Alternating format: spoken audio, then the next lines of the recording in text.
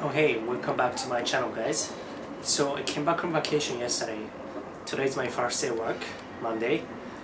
To sum it up, it was quite a bit of experience. I enjoyed spending time, taking a step back from my daily routines, my obligations and responsibility to really think about my life, where I stand in my life, current phase, current stage, what I want to achieve in the future, what I have been focusing on, maybe what I shouldn't have been focusing on.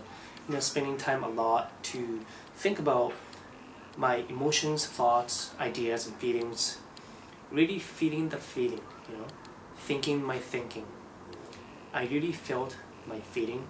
I was really focusing on being in touch with my feelings, my desires and motivations, what I want to do in my life, and what I didn't like, what I wasn't happy about, the areas that I could have improved more, those things.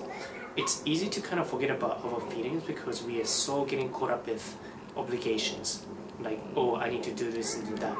You're kind of like going through the motion, and you sometimes don't really think about whys, your internal whys, your internal inner callings, if you will, because it's hard. It's hard to think about your wants and desires, your truth, your inner truth, because we are kind of being trained and used to forgetting about feelings. We are sometimes even like suppressing those feelings because we are so used to, too extreme, like pleasing other people or living on somebody else's life. We are living our lives. We are spending time for somebody's term.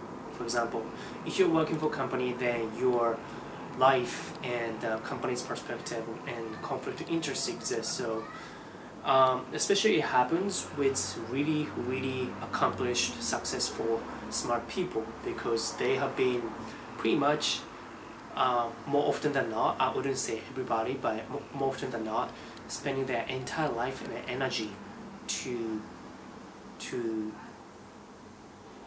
for somebody else. For example, you're acing grades in school. Why do they have such motivation? Because one of the primary motivations for them to do and to be able to put so much hard work and energy, commitment, is because to get attention, affection, validation from other people. Could be parents, could be their best friends or uncles, or maybe their broke up ex-boyfriend or girlfriend, to impress them. Most often, for example, if you're thinking about getting master's degree, like I was before, it was not maybe solely based on your desire to learn more, but maybe parts of the motivations are coming from need or desire to get validation or affection or attention from certain companies, for example, or from people, to get respect from somebody else, friends, to win back some affection, attention from people. See what I'm talking about? Basically, I'm talking about people-pleasing behavior. We are so needy, and I realized in this trip, I was reading a book called Model by Mark Manson. It's a great book. I don't think I was gonna read it, but some opportunities in my desires and personal life called for the book, and I thought I was pretty good at identifying those social external pressures to behave in certain ways, like a group thinking, but I was wrong. Without paying conscious attention to those, every single day you're spending a lot of time, maybe 8 hours, more than 8 hours a day, working for the system. Maybe it could be a 9-to-5 jobs, or maybe school, or maybe just supplicating, maybe spending your entire life, past 20 years, 25 years, maybe 35 years, just to do, not necessarily in a bad way, but pleasing other people, or living on somebody's term. Maybe you're altering your behaviors, you may be sacrificing your feelings, your thoughts and ideas for somebody else.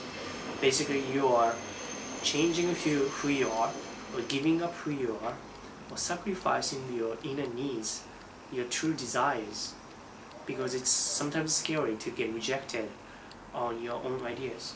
It's easy to suppress and do something to make other people happy, but to do that you end up sacrificing your needs.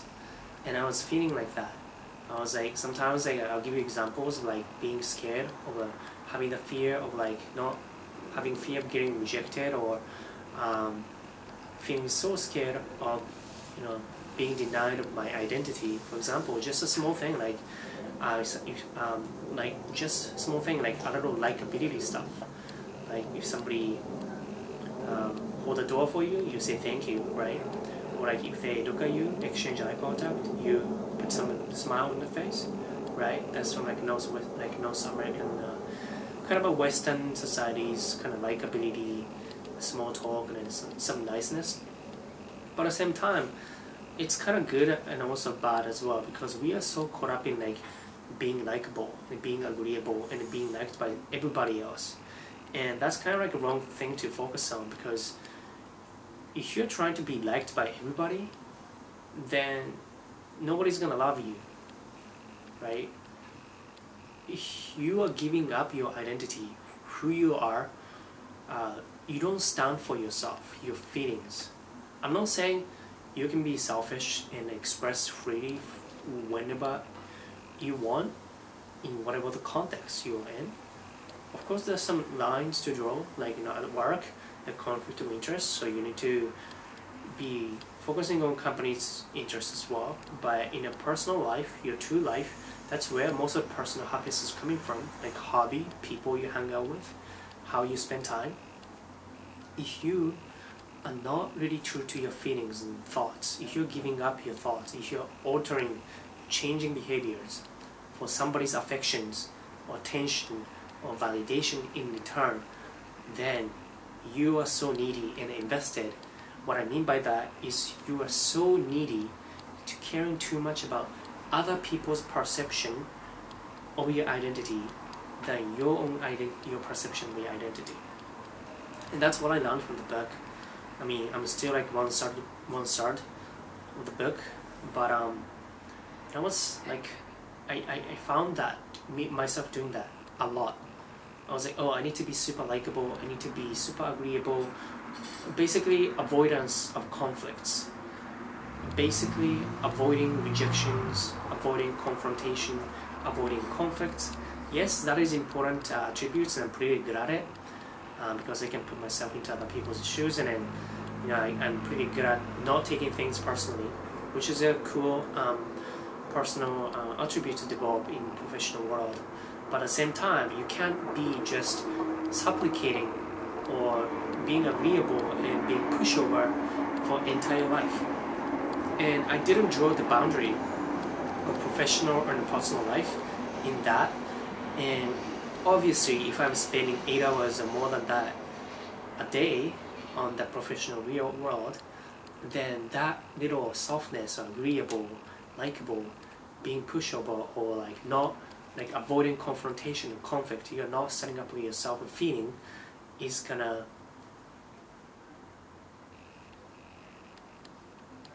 you know, it's gonna affect your personal life as well. So I'm not talking about me doing that in a professional like work, like a professional area in my life, but in terms of like a personal life, I don't want to sacrifice my meaning, my feelings and thoughts and emotions. I want to be true to myself, right? I don't want to change who I am for somebody that I don't even like. And basically that's that. I need to draw the boundary, strong boundary, because I need to respect my feelings as well. So that's something I was really a little bit paranoid about. Yes, it does make sense to understand about sympathy and empathy. It does help in communication with co-workers and stuff. You need to have that awareness. But at the same time, you can't do that 100% in your life. Because if you're doing that in a personal life, you're basically living for somebody else's affection and attention and validation in return to get liked, which is the wrong thing to focus on. For you to be liked by everybody is that you are avoiding confrontation, confliction, or you pretty much don't like to be hated by anybody else, which means nobody's gonna love you as much as people hate you, because you're neutral, you're not controversial, you're not polarizing anything, you're a pushover, you get walked over because you roll over to somebody else so easily because you don't respect your feelings and thoughts. You always prioritize somebody else's feeling and thoughts more than your feeling. You don't stand up for yourself. So what does it mean in personal life? For example, your friendships, maybe your dating life, or maybe your whole overall life decision. Maybe you want to do this and that. Maybe you want to move to a different country because you don't like this place right now. Maybe you like other culture more because of the food or people, social aspects of it. Some countries, people are much more boring. People are much more stuck up. People are much more conservative. People are not social as much. Some people are more emotional, more passionate, more friendly. Some place people are a little more upfront, very direct. Maybe you appreciate that more than other aspects, right? Whatever that is, it's up to you to choose. But if you are feeling whatever you feel, but you first need to realize and be aware of what you feel, really feel the feel, and what do you want? Because chances are you have been most of your life suppressing your feelings because you're so scared of being hated or losing the affection, attention from parents. Maybe you wanted to go off traveling for 2 years by quitting your job, but that might be conflicting with other people's, perception of you. Maybe your parents or best friends, or maybe your boyfriend and girlfriend might not think that's a good idea. Maybe they think you're crazy, or maybe they think you're ruining your career. Maybe you don't want to go to university. Maybe your parents' expectation is that you study medicine or law, engineering, or accounting, those prestigious career path, but you have no passion whatsoever to study medicine or law. But just because your parents happen to be lawyer or doctor or engineer, you were expected to study, but you don't want to. What are you supposed to do, right? That's when you need to prioritize your feelings and thoughts, because you are not living your life for your parents. Your life is for yourself. So you owe nothing to everybody but yourself.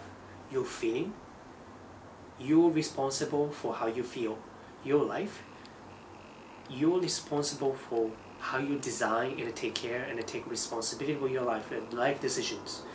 So if you're supplicating to get affection, attention, and validation in return to get liked for most of your life, which happens to be the case for most people, especially academically and professionally successful people, because that's mostly what drives them to be so focused or caught up, or obsessed with the attention and validation from other people, right?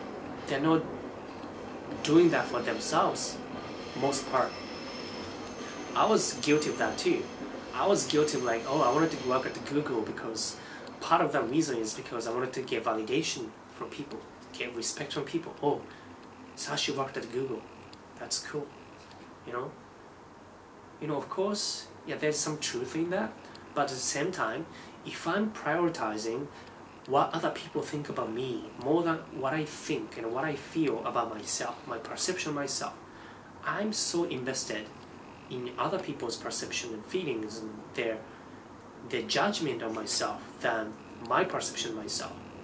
And I come to realize and come to learn from the book that I was so needy of other people's view of myself. And why would I even do that? Because we are so much avoidance behavior, avoiding conflict, avoiding rejection.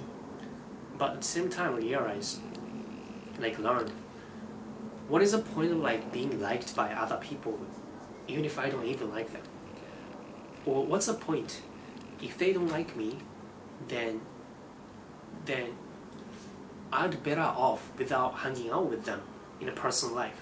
I'm not talking like a career, because you have some consequences. You need to go make do with people even if you don't like personally. You need to separate the line, but eventually you want to be in a place where you can integrate that mindset to entire life as opposed to compartmentalizing your career and personal life. You want to be your boss eventually, as opposed to working living your life for somebody else's term. That's like for men to be strong and be having full control of your life and feelings. But anyways, that's a little different topic. But I was talking about what basically you need to be responsible. No, I'm talking about something else. Kind of lost track. But thinking about so supplicating. So we have so much avoidance behavior, but you better probably find people who's gonna like you for who you are, as opposed to you bending your thoughts and feelings for somebody else who don't even like. And that was like a kind of like takeaway lesson for me. I don't want to give up who I am, what I feel, and what I think. Of course there's a boundary, just to note. I'm not saying some extreme stuff, but feeling like your preference and whatnot. I don't want to give up who I am for somebody else. I don't want to bend, I don't want to sacrifice my feelings for somebody else to just get affection, validation in return. That's so needy. Because if I don't like them, like if they don't like me for how I feel and what I think, if they don't like me just because I didn't like living in Vancouver, or if they don't like me just because I don't like Western food, if they don't like me just because I love Thai food, like pad Thai or Vietnamese pho, or just because I like Japanese food, or just because I like baseball, just because I like working out or being athletic, just because I like reading certain books, just because I have a certain interest, just because I have this preference. I like to hug people, like I like to be close and deep and honest. I don't like fake stuff, I don't like to be fake polite. I mean, personal life though. Or I don't like to be just superficial, to be liked by somebody else. Fakeness is not my value. Like honesty and authenticity is my value. And if they don't like my upfrontness, like directness, then why would I change my behavior to be liked by them? Because probably my life is better off without them. So that's good. Rejection is good because whole mindset. Like why would I need to be liked by everybody? Why would I like to be loved by everybody? Why would I be considered cool person by everybody else? Even if I don't like them. Why am I so invested in other people's perception of my identity? Why am I so invested? Why am I so needy? I'm saying this because I had that fear. I still have fear, but I'm trying to practice this. But I have so much fears about I need to be likable and be nice and like putting a smile on. Those little things that don't matter really. I was a little obsessed, a little bit too obsessed by managing expectation or perception of myself. I was a little bit doing too much, and I realized I was too needy and I wasn't prioritizing my feelings. For example, I'll give you another example because I'm gonna wrap this up really quick. Remember, I moved from Canada to Germany for a new job and a new lifestyle because I wanted to. Yes, that was me following my emotions and my intention, which is okay.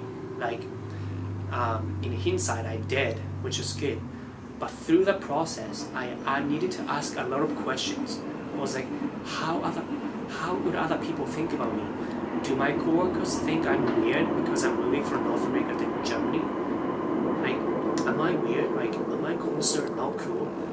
I had a lot of thoughts like that, and I didn't like that. Now thinking back, like, why would I need to like sacrifice or bend my feelings to get something in return, affection, approval from somebody in return? Why? Why? Would I even like them?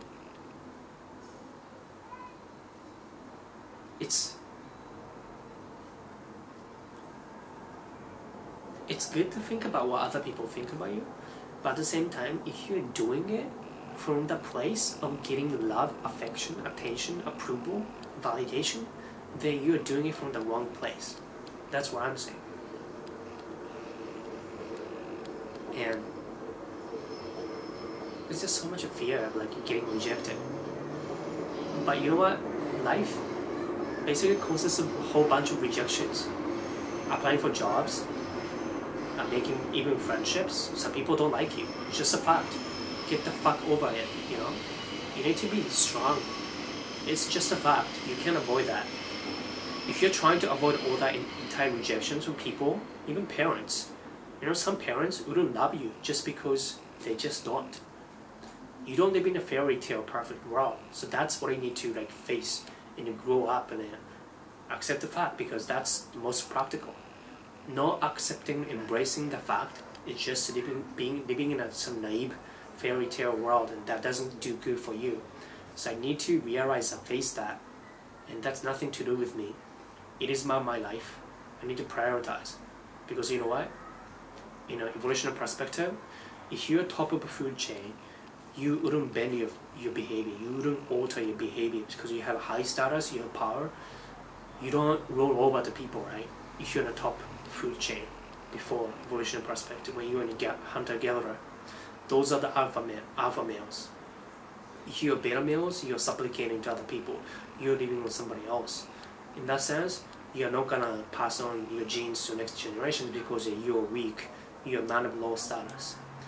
And for you as a man to live, you know, fulfilling life, you need to be strong. You know, you can't be at the bottom of the food chain, because you're gonna be used by other people, company, dating. You're gonna be a friendly, nice guy, who is basically one of the worst people in the world because they're doing everything conditionally.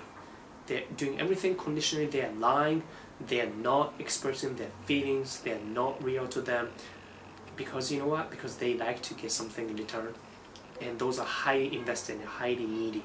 So needy about what other people think about themselves. And they lie. They don't stand up for themselves. That's why people don't respect nice guys, like typical like nice guy, friendzoned-nice-guy.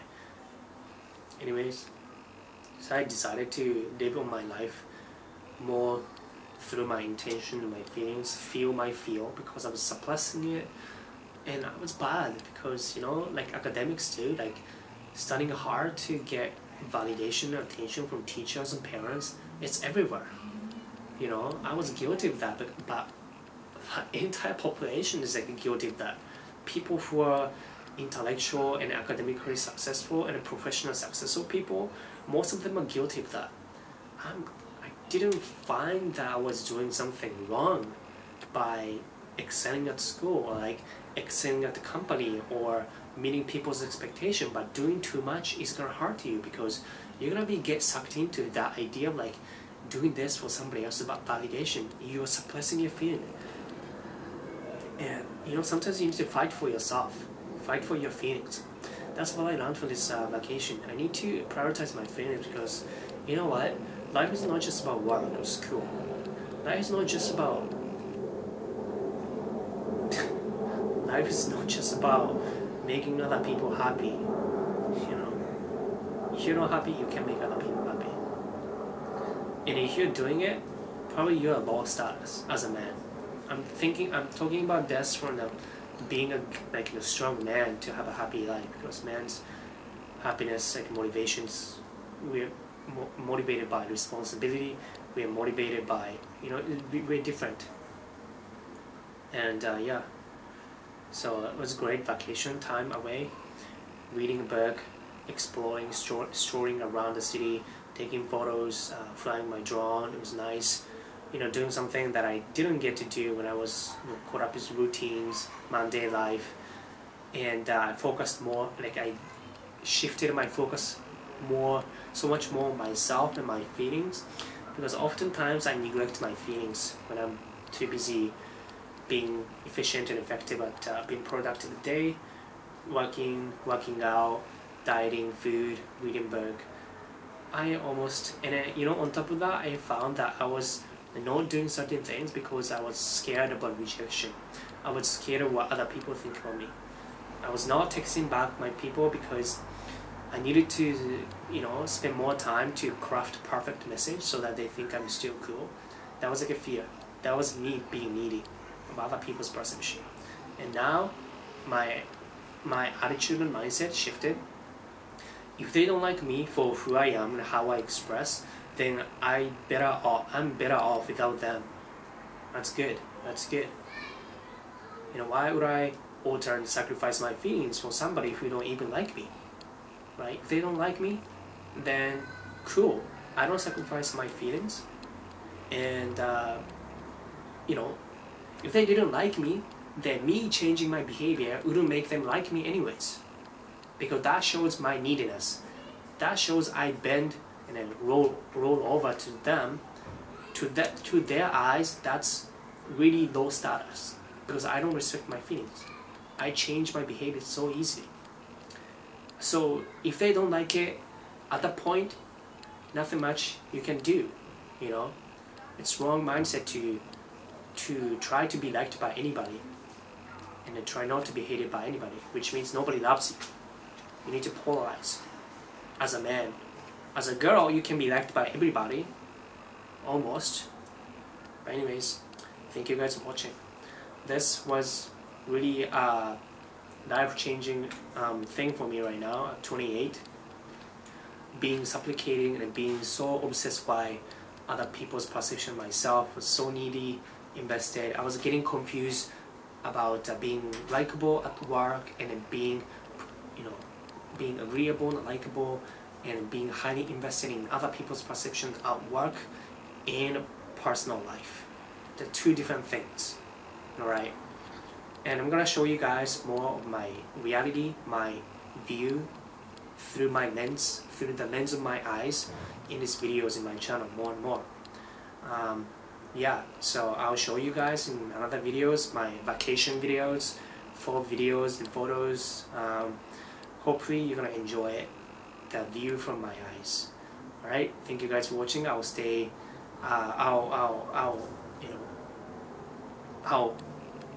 I'll see you guys in next videos. So bye bye.